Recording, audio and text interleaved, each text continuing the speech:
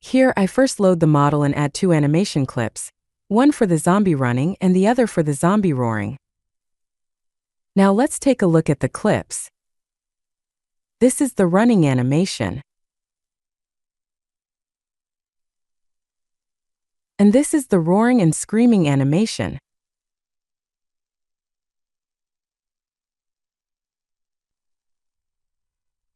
Next, we create an agent transform group node. This node helps us group the skeleton into different parts, which allows for many creative possibilities. Here we only need to select the appropriate bones. Since I want to replace the upper body of the running animation with the upper body of the roaring and screaming animation, I select the skeleton region above the waist. This way, when we switch or replace the animation later, we can clearly see the difference in motion. Of course, you can also choose any skeleton region you want to modify. I set the initial state to running. After that, we can see the transition from running to screaming happen gradually.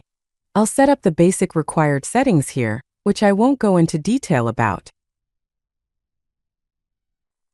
This is the key focus of this video, the Agent Clip Player node.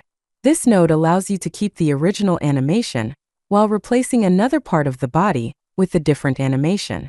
This is extremely important because it brings a lot of flexibility and variety to your setups. For example, you can make zombies speed up when they see a crowd, reach out and grab their target when they get close, or enter a frantic, aggressive behavior as they approach their goal. Your zombies are no longer limited to a single animation. With this node, you can use your imagination to make the scene much richer and more dynamic. You'll need a crowd trigger to drive this behavior. The setup is simple. Just select the animation you want to replace, along with the transform group we set up earlier. There are 3 options here, so you can drive multiple animations. 3 options, that's insane.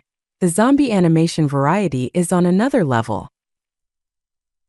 You can also add other random settings to break the uniformity of the animation. Here, I'm going to use some simple code to handle the animation replacement.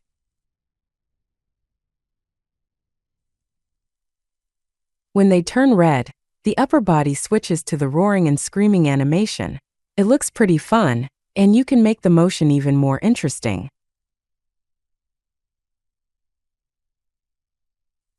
That's it for this video. Hope you enjoyed it. Stay tuned to FX Crowd, we'll be sharing more rare and in-depth content soon.